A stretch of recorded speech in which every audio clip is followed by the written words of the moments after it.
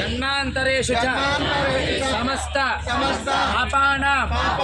परिहारार्थं मार्गशीर्ष पूर्णिमा पुण्यकाल महाशक्ति अनघ समेत दत्तात्रेय स्वामी देवता प्रीत्यर्थं यथाशक्ति सामूहिक समाहित पूर्वक अनघ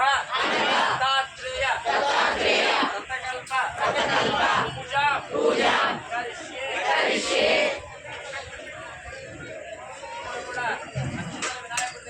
नमस्कार చేసుకోండి